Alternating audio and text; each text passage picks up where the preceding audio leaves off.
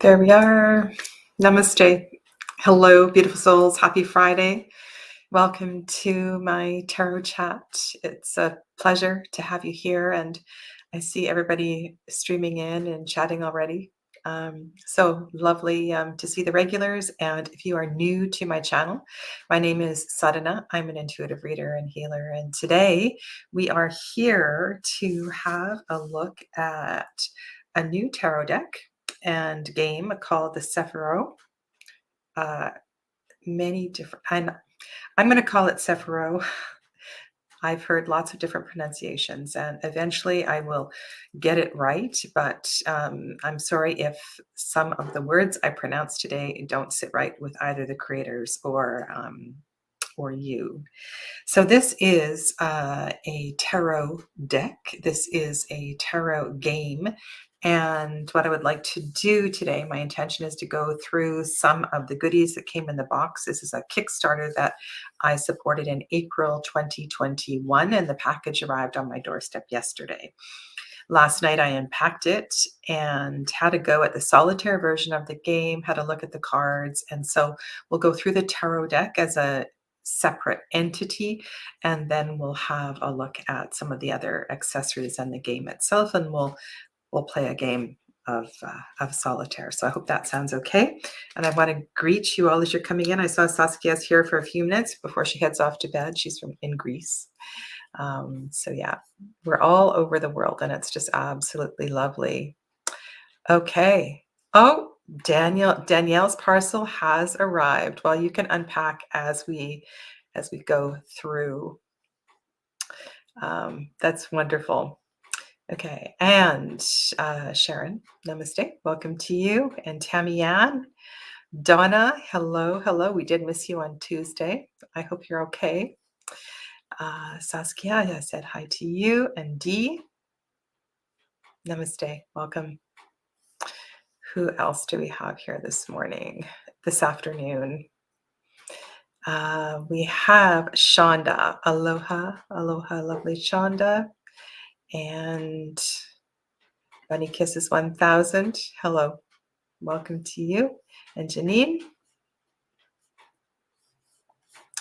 Excellent. Okay. So what we're going to do is start. Actually, I've got the book on the table. So let's have a look at the book, because this will give you an idea of what the deck looks like. And also, there are, I want to say, some this is a pip deck as well, too, for those of you that love pip decks. And the book you'll be able to see the keywords in the book. There are no key phrases on the cards. It's a borderless tarot deck. However, in the little white book, which is blue on the cover, where is it? There is a little blue book as well. And in here, there are key phrases for each of the tarot cards. So as I'm getting to know this deck, I'm probably going to reference these key phrases just because the nuance is slightly different. This is not, I want to say it's not based in numerology. And my familiarity with some of the Sephira are greater than others. So some of them, the planetary association is carved in my brain. I know the energy of it, but not all of them. My journey in studying the Kabbalah is ongoing, right? So I want to say to George, if you ever see this video, I really enjoyed the foreword. So George is the creator of the deck. So I guess he is one of the people behind Causa Creations. And it's really funny in the foreword here, he says, whoever reads these forewords and talks about his journey as the creator in recruiting Viv. I put their names in the description box below. Just a second, sorry. I would like to say Viv Tanner and Eliot Baum. They are the artists. And this is it's a really beautiful deck. So what you're seeing here on the left is the playing board that you use for the solo game, the solitaire game, which I have sort of kind of figured out. This is the playing board for the when you're playing with someone else. This is a huge book, by the way. I want to say it's larger than here. I'll show you how big this is. It's big. Let me just pull off an 8.5 by 11 sheet of paper here, just so you can see. Okay, so is it A4? It might be A4, actually. It's big and it's lovely, and it's got glossy paper. These are the major arcana. There are 2 extra cards, which are absolutely gorgeous. Let me just kind of show you what these are right now. That's funny, Donna. I wonder if Eliot is a descendant. Uh-oh. Where'd it go? Oh, I've had so much going on my table. So these are the extra cards. These are the extra cards. Just move that to the side for now. The tree and the abyss. And they're absolutely beautiful. And they were designed as one piece, one art piece. Aren't they gorgeous? And when I am reading this as a tarot deck, I'm definitely going to keep these cards in the deck. And they are quite a different color than the color palette. But yeah, they fit in just beautifully. Hi, Darcy. Welcome. Okay. Here is the Fool. And so in this book, we have sketches of the various iterations of the card. And this is definitely a gender neutral deck. It mixes up the genders. There are Rider-Waite-Smith references. So there's definitely Golden Dawn references. And of course, there has to be, and I need to go into the artwork and start to pick up more of the, so look at all you get, right? This is the Fool, the 4 pages telling us about the Fool. Here's the Magician. So the Hebrew letters and the planetary associations. I haven't sat down with the cards and had a really, really good look at it. So this is going to be fun to do. Yeah, so this is a lovely book. I'm looking forward to reading the extended descriptions of the cards. And I played the solitaire game last night, and the High Priestess ended up at Keter. So what I would like to do in the solitaire game is to finish the solitaire game and then read the cards in the positions on the Tree of Life in terms of or through the lens of each of the Sephira. So that's one of the things I'm thinking about doing as a personal reading. I'm not sure that I would have the time or energy until I get more familiar with it. This is the Empress. Gender, I want to say non-binary Empress. Really just beautiful. Okay. Skipping on. So the cups, those are the cups. And there's a really interesting in Page Knight Queen King. So they are illustrated. And yeah. So let's look at the cards. Move this gorgeous book out of the way.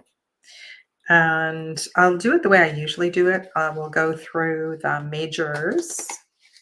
This is one of those decks where the gilding got really sticky, and I've tried to separate it all. It's almost like the cards go into some kind of a machine, and then you know, they get gilded as a set and they all stick together. So it takes some time to undo them. The playing cards, so there's a smaller deck for the board game. You get 2 decks with this. And so the smaller deck is not gilded. All right, so we'll go through these quite quickly and then we'll play solitaire. And I would like to, what would I like to do? I also want to show you all the extra little bits and pieces, because it's fun to do that.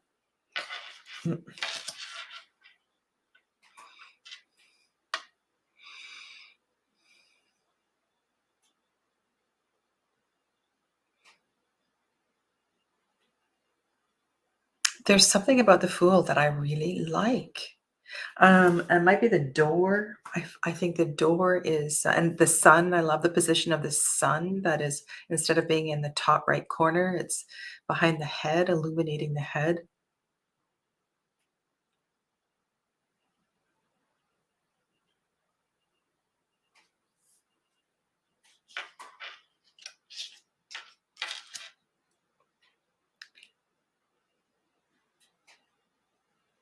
Just unfold. Here, I'll move my bracelets so it's not knocking on the table. This is interesting. So the blue, the divine feminine energy, we see blue, divine masculine energy, we see red. And one of the things in the RWS deck, anyway, is that we see the red also in the Empress card, separating her as a different kind of feminine energy from the High Priestess. So I'm not sure that I've ever seen a deck where they're both colored in blue. I love that the Hierophant is purple. You know what? I'm going to read you the key phrases for these. I should go back. I'm just going to do this real quick, just so you get a flavor for the deck. All right. The Fool is humanity unbound. Magician. Shrewdness of the trickster. High Priestess, uniting the mind. A person who has withdrawn from the world into a state of introspection where nothing but the mind moves, often regarded as female and avatar of moon gods and goddesses. They have moved away from their body towards a deeper union. They connect to the Prakriti, the pre-cosmic substance from which everything is derived. Unlike the magician who practices the tarot, they hold knowledge in their hand, sitting at the crossroads of the universe, and yet they travel within into the roots of the cosmos itself, reuniting the dualistic forces of the manifested matter. Oh, I can't wait to read this guidebook. Okay, then the Empress is strength through passion. The Emperor, the law of stability. The Hierophant, to bridge the worlds. I love that because that is one of my main keywords for the fives is bridge. That's awesome. Okay, now we have several lovers cards and I think 3. So you can see the 3 lovers cards there.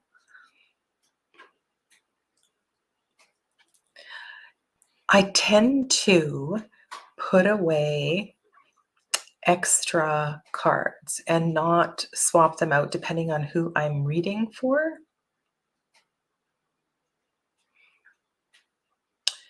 Thank you for that. I'll look at it more carefully when I go back and when I start reading with it as a tarot deck. So the last deck that I had, this was one that I passed on. I'm trying to think of the name of it. It had 3 lovers cards in it. I need to decide which one I'm going to work with here.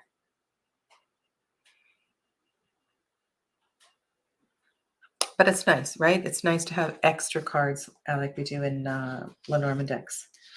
Your Chariot.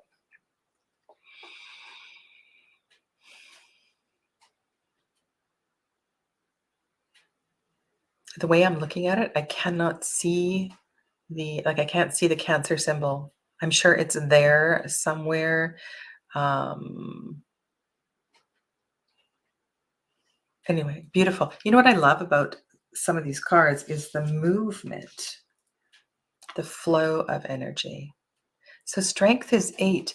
This is very surprising for a Golden Dawn based deck. At least I thought it was a Golden Dawn based deck to have strength in the 8th position.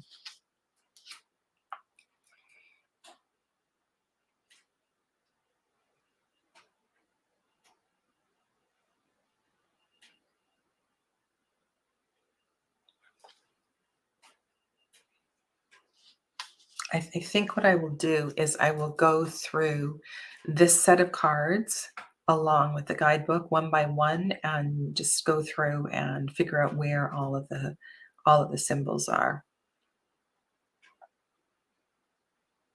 I kind of like that the Wheel of Fortune has that peachy color in it because it is connected to the element of fire. Strength is fire, Hermit is earth. So what I also will do is to match up the majors elementally with the minor suits and just have a look at the colors in that way as well too. We could actually do that really quickly with, you could sort them if you like. Justice, air, so it's very airy color. Hanged Man is Neptune, water. The gold is really pretty. It really is. I don't have too many decks that have gold, adorned in gold.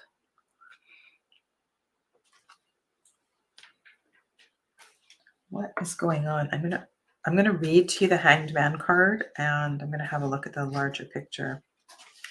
So I stopped giving you the titles again.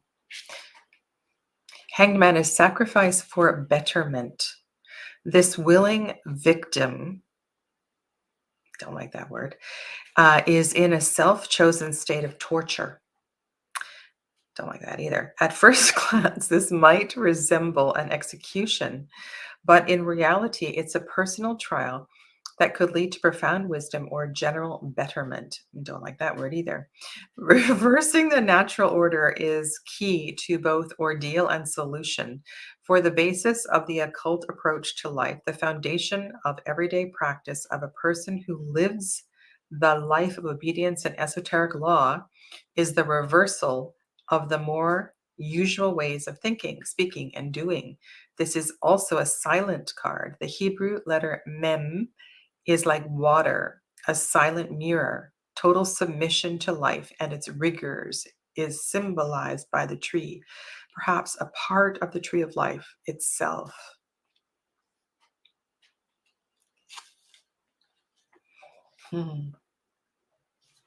A devil is bondage of the soul. Oh, we're on death. Sorry, we're on death. Death. Radical change. Temperance is the benefit of restraint. Now, is there a rainbow in this card? No, there's no rainbow. I have been listening passionately to Susie Chang and Mel Maline's podcast, The Fortune's Wheelhouse. I'm just really diving into it. It's been such a great thing to listen to in the car when I'm driving. There's your devil. 16.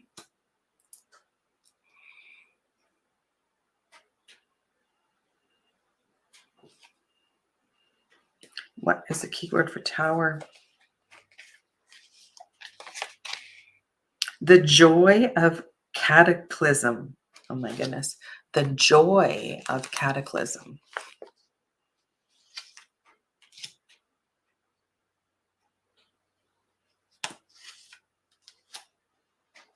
The star, the flow of knowledge. As an air card, that makes a lot of sense. The moon, now there's something really beautiful going on there. The revelation of true nature is the moon. And the sun is the radiance of life.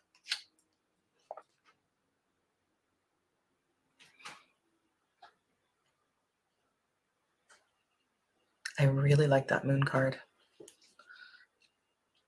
Okay, and then we have the 2 extra cards, and so this one is renamed. Transformation is renamed as the Gate, which is totally works for me.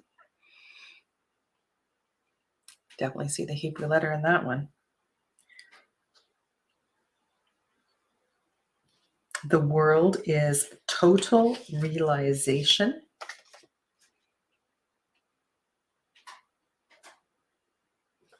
And then again, the 2 extra cards, which I previously showed you, the Tree and the Abyss. They're just gorgeous. Okay, so those are the majors.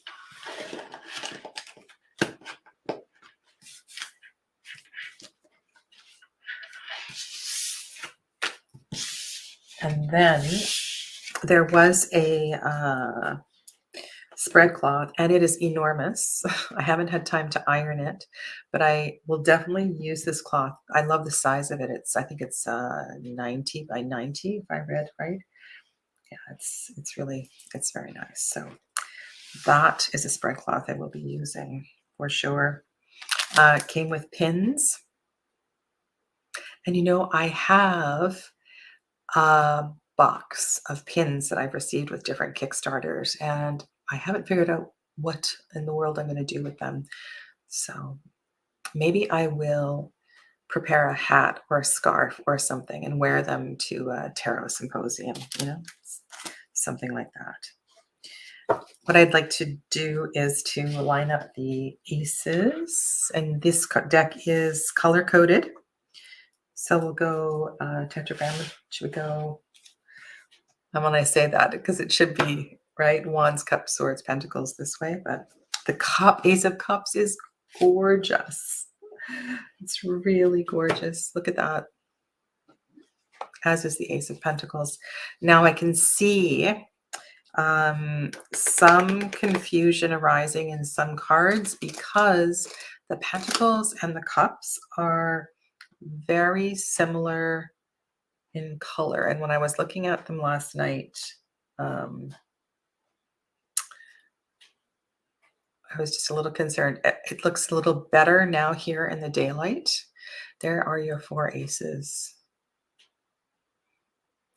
And all of the minors as well too have key phrases. Ace of Cups is the limitless potential of love.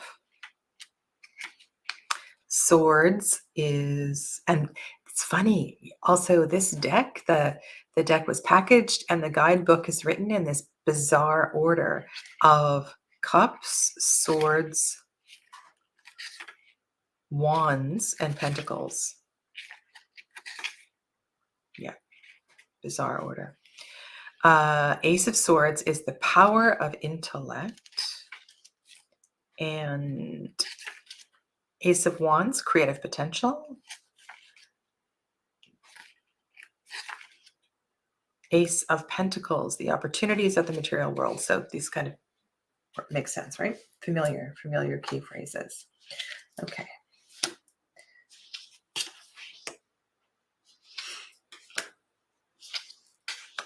There are numbers on the card.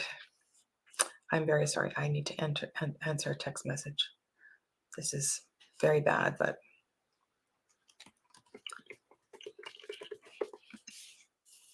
okay. Sorry about that. Let's go to Donna's comment here. Maybe from the perspective. Oh, you're talking about the tower. Okay. Here's the twos.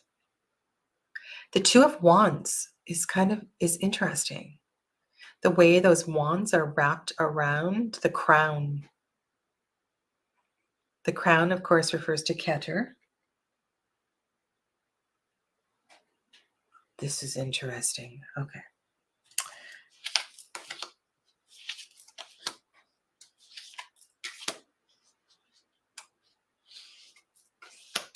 The suit. So in the worlds on the Tree of Life, the world of fire, the world of kings is closest to Keter. And I'm wondering if that is what this reference here is. to the crown there.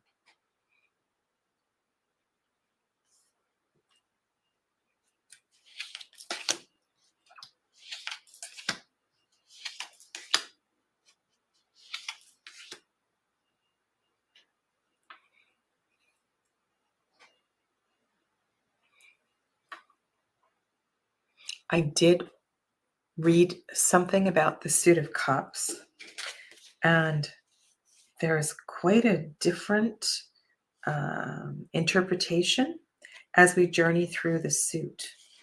And the suit of, the 10th card is about moving. It mentions moving on. And one of the things, I have a really hard time with the way the 10 of Cups is drawn in the Rider-Waite-Smith. And the deeper I go into my thought study, the deeper I go back and look at these historical decks, I suppose all of this is going to help me to better understand why Pamela Coleman Smith and Arthur Waite chose to illustrate that card that way. But I definitely have more. There's so much work to do in the tarot. The numbers are very subtle, and it looks like I have missed a number. There you go, 5. So one thing you don't see here is the intensity of the 5. There's not, I'm not sensing the strife. That's a 4, not a 5. There's the 5. Okay, can we sense any intensity here? You have, do you see the window, the stained glass window in the 5?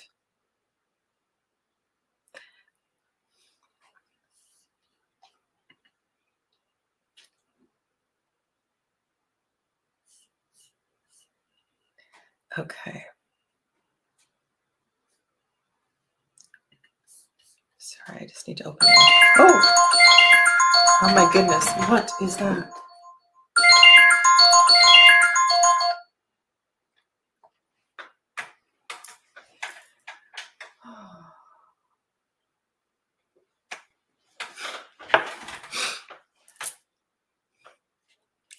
Very sorry. I have a new phone.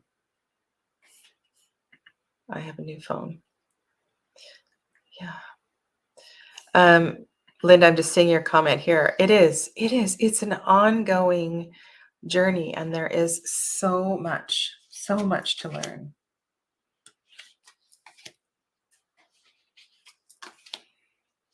And one of the things I'm doing right now is preparing the curriculum for Tarot Foundations 2.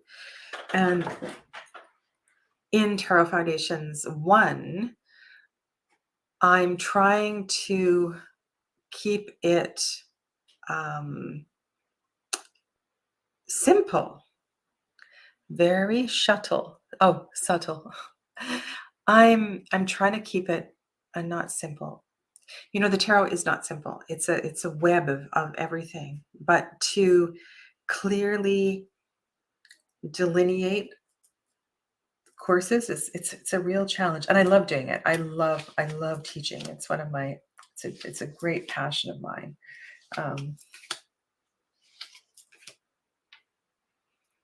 But you know what I mean? To keep things separate is really challenging.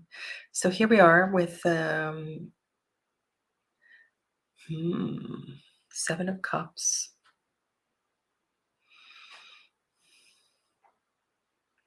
What this does is this allows you, if you read numerologically, to read numerologically. You know, it gives you space for that. And also, if you are familiar with the energy of which one? Tamian Turpin. That 4 of Cups looks like a cat face.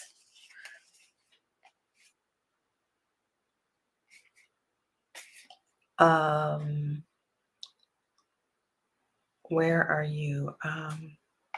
This one? It does. Oh my goodness. It does look like a cat face. You're right. Yes, it is gray. It is most definitely gray.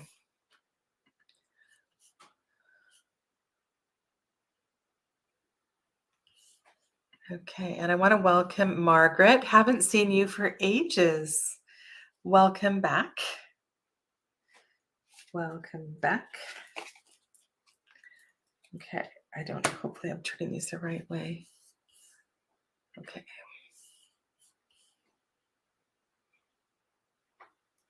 All right. Sorry, I'm taking my time here. I'm watching the chat and doing multiple things at the same time. I'm really enjoying, I quite like these cards.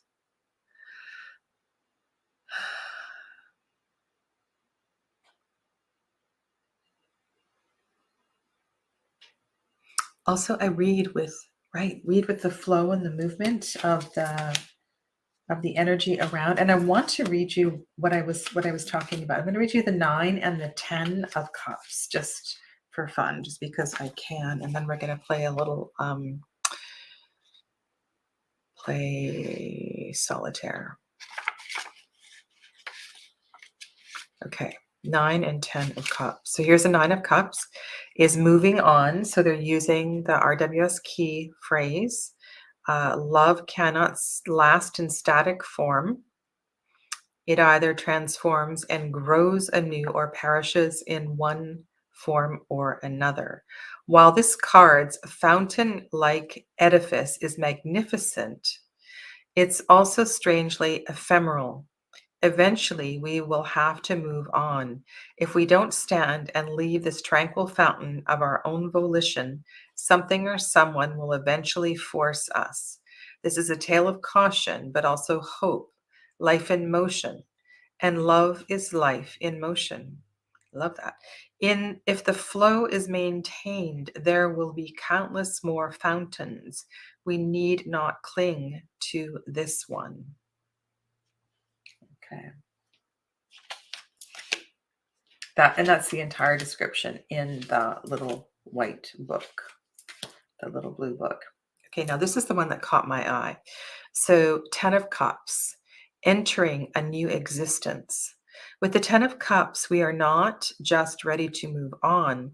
We are stepping through the looking glass. This is a moment of ascension, of transformation, of realized communion.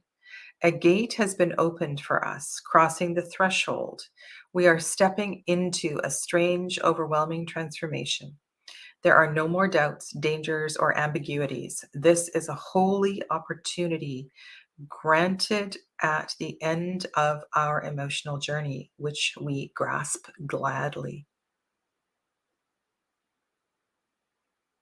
It would be really interesting to do an interview with its creators I have a lot of questions about the deck. Some of the instructions, they don't give us values, confirm the values. So you need to be able to count in order to play the game. And I'm assuming that if anybody knows and has already opened their box and started playing, I'm assuming that the value of the pages is 11. So that's what I've been working with. The value of the knights is 12 and the value of the kings is 14. The value of the fool is 0. And I'll explain in the game where he comes into that. There is no value that's offered for the abyss and the tree card. So these are things that I need to figure out. And to tell you the truth, I kind of like the little game preamble to doing a reading. It's really fun. The knights are all on horses, energetically in alignment with what is familiar.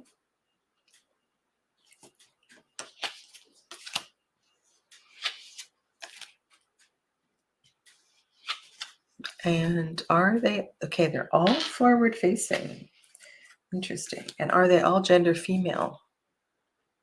They all look gender female.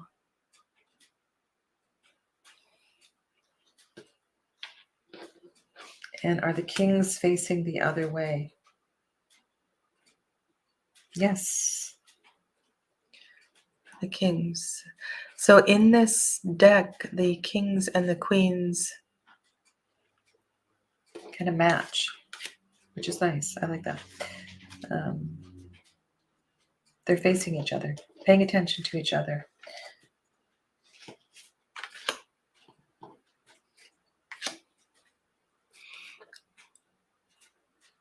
That King of Fire is very active.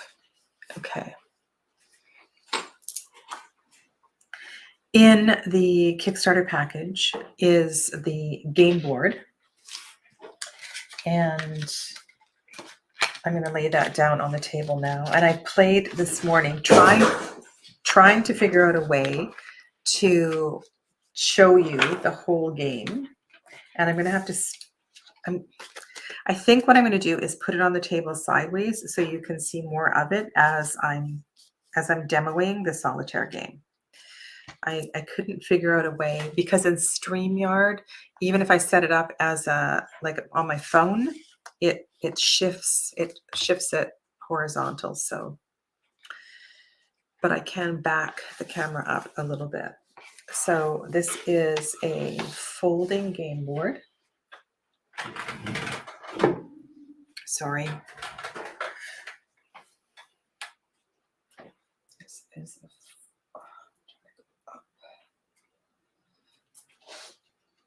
don't mean to make anybody seasick. Okay, so this is, and I'll move the game board around. This is the game board for the 2-player game.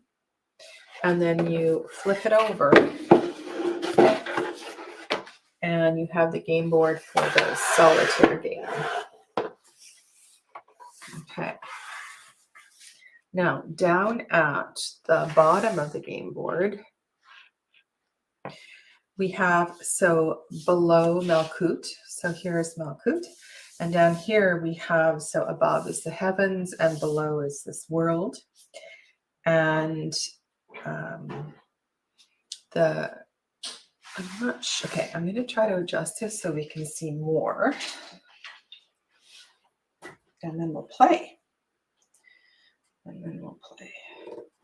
And I wonder if you could do something like this with a regular tarot deck, because it's kind of fun. I've never played a game with tarot. Okay, so here we go. Let's move that, and I'm not sure what I'm going to do as far as the screen goes. So because you can't see the whole game board. Oh, that's because I'm zoomed in. Okay, let's back off. That'll work. Maybe I'll turn it sideways. Okay.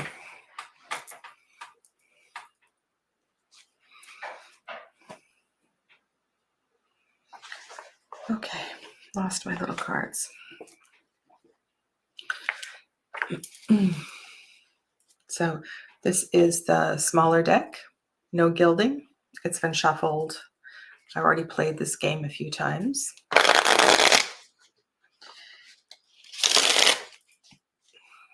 Poker-sized cards. And they shuffle. I have not shuffled the tarot cards yet. Okay. For those of you that play solitaire, this feels a little, and I think if what you read in the instructions and what I have read in the instructions are different, please let me know. I think I will reach out to the creators for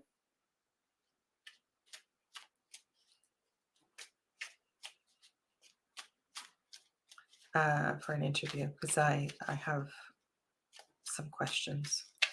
Okay, so cutting the deck. So as in solitaire, turning over 3 cards. And if you have a pip, the pips go down here. So that is a 6 and a 6 and a 5. A 6, a 6, and a 5.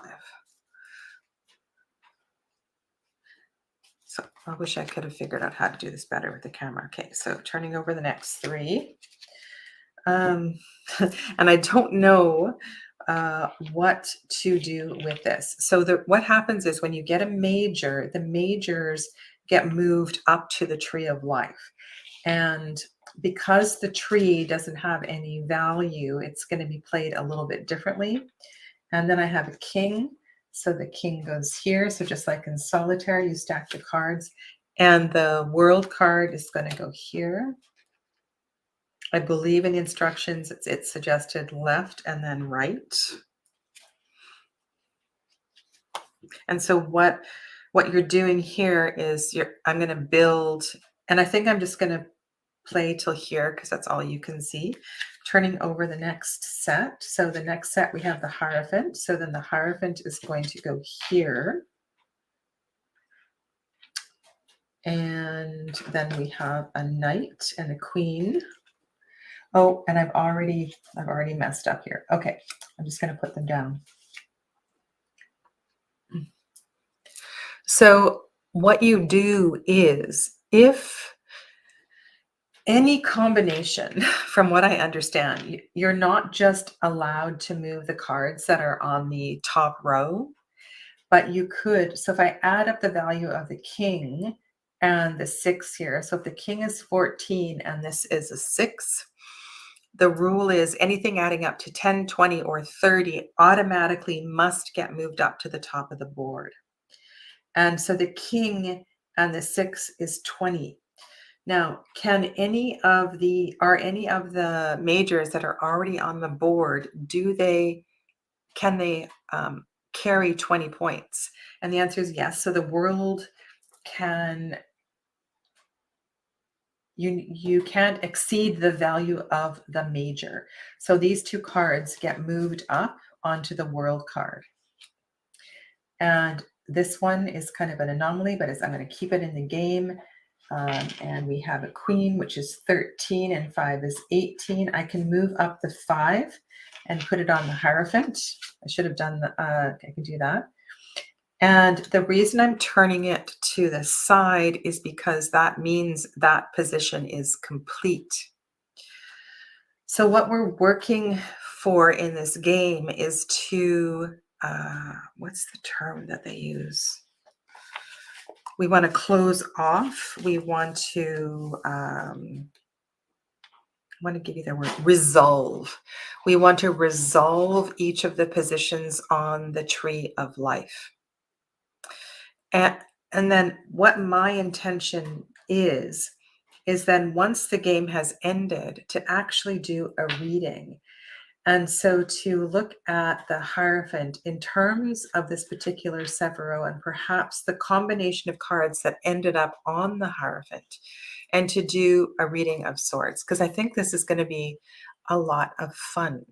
And it's going to take me some time to figure out, and I'm going to reach out as well to the creators to see if they have assigned a value to the additional major arcana, and also what their also to confirm the value for the court cards, because I think we're all going to be playing this a little bit differently.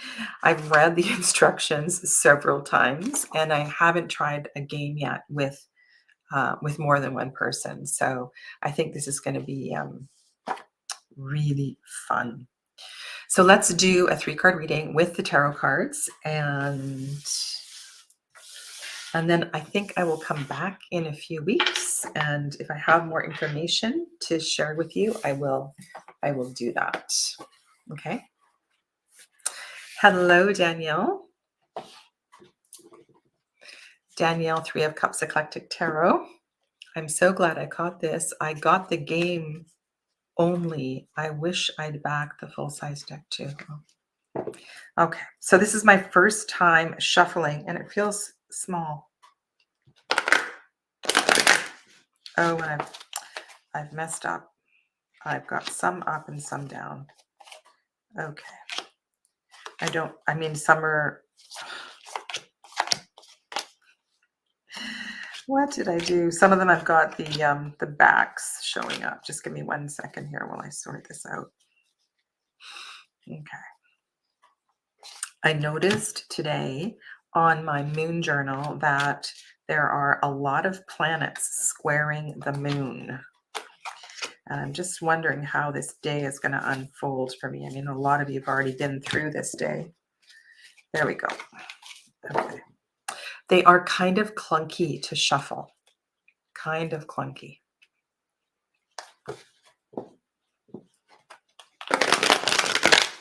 Oh, and I still have them mixed up. Donna, the only deck that ever felt small in my hands is the Piatnik, Glenn.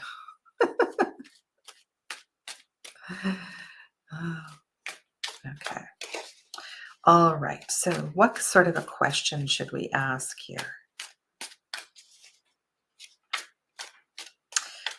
Okay, let's go with it. Let's focus on all these planets that are squaring the moon today.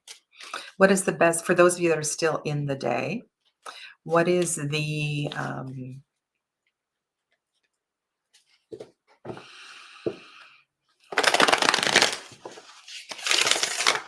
what is the optimal way to navigate this challenging energy? Okay. What is the optimal way to navigate this challenging energy?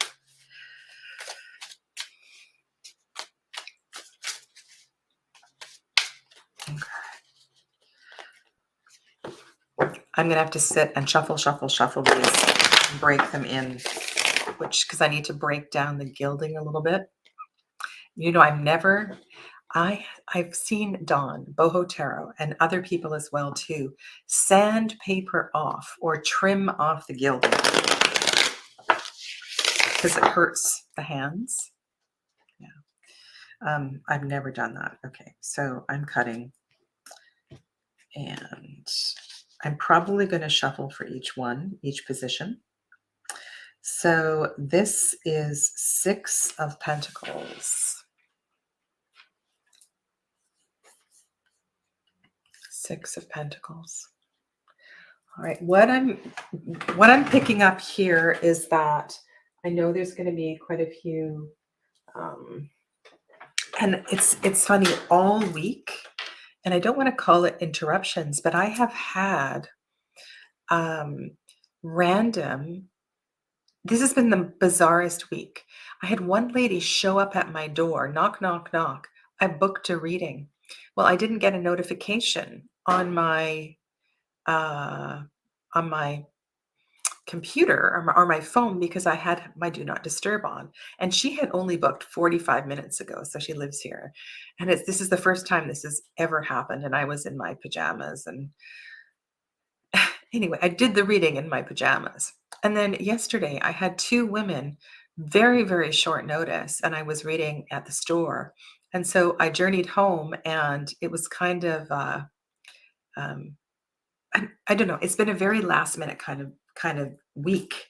And so what I'm thinking with this particular card showing up here is that it's going to take some effort to find the balance with the interaction. And I can see this energy carrying through the weekend as well too. I'm going to shuffle because it's I got a subsequent card here, so I'm going to shuffle and draw for each position.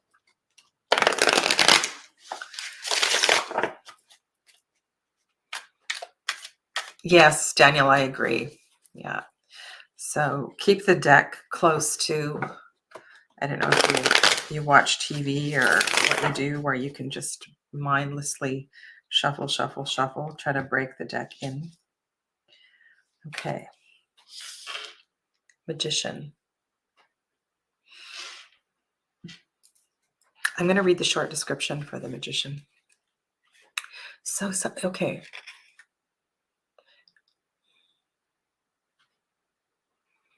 What is the Magician receiving? And how does the Magician respond to and interact with others? I feel perhaps a lack of patience.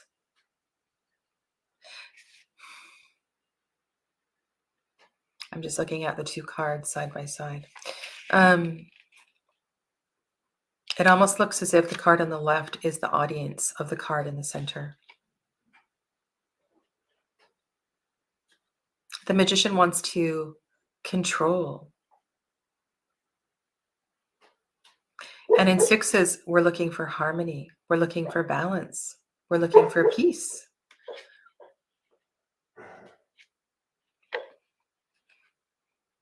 The Magician is the antithesis of the Fool. Sorry, Amber is having a dream. I don't know if you can hear her, but if you hear the weird noises, it's Amber dreaming. I don't know if she has nightmares or what. It's hilarious.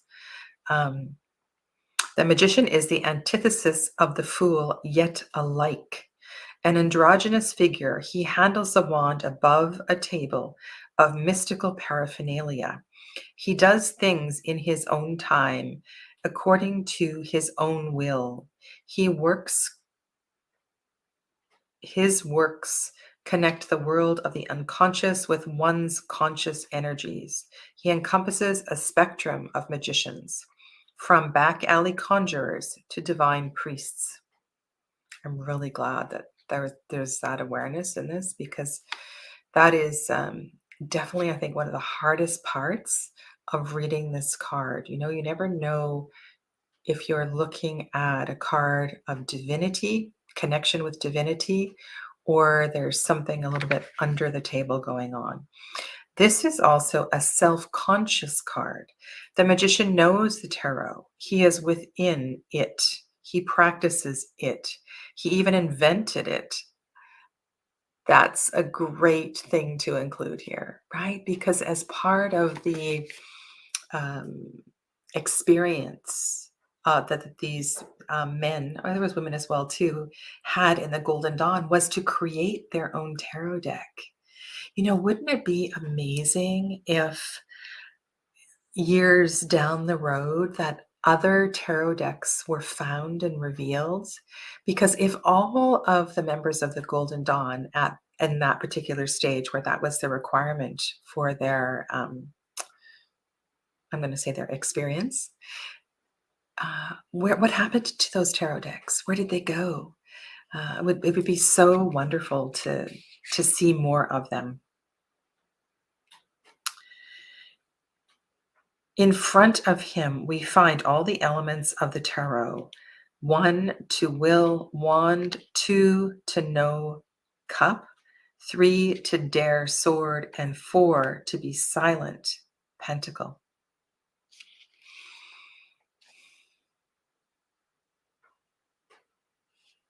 Let's get the third card and we'll pull this all together.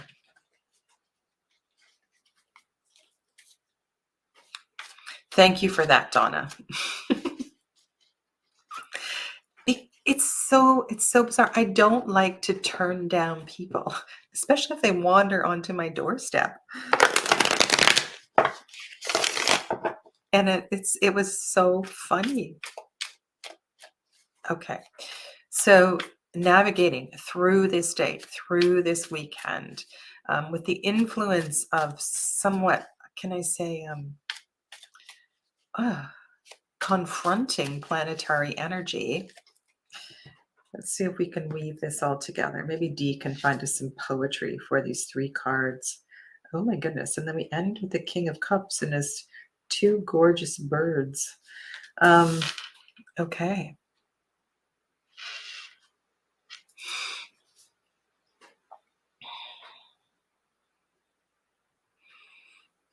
Both of the cards on the right side are inviting us to be responsible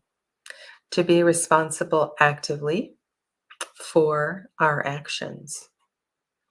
The experience of peace and balance, the experience of comfort, restoration. So peace and balance, bringing comfort and restoration, our hand in it is important. Now, what is the emotional component that the king adds to this story? Right? The Magician is mercurial. There's not a lot of heart in that card.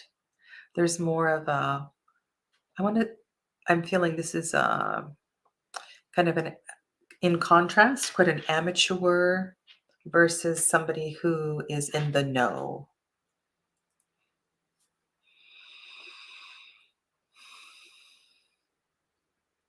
So is there a conflict in approach? Is there a conflict in approach to balance? And if there is a conflict in approach to balance, then how will each of us individually find peace with that? But I think overall, the message is that each of us are responsible. And it was only recently that I don't know if etymologically they are connected. Responsibility. I know it bounces when I do this, sorry.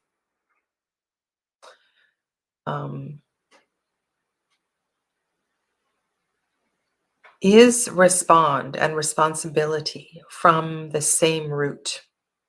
That's something that I need to look up because there's something about the response here. That's really interesting, Danielle. He's almost holding his hands out to the magician like it's his show.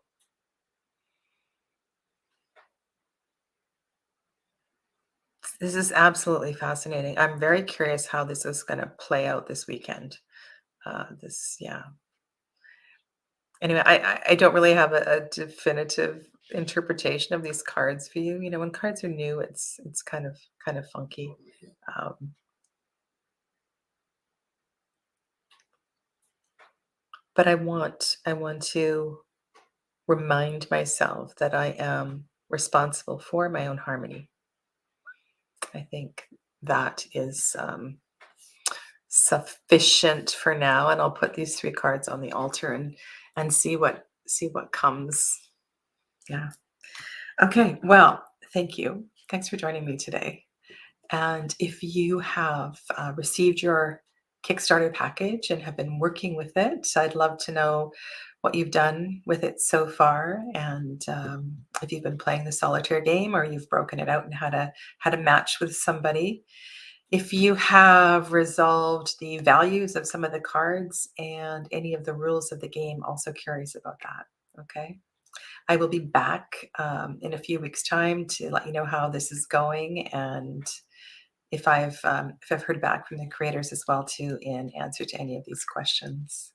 I want to wish you a lovely rest of your weekend, and thank you so much for joining me here today. Namaste, everybody.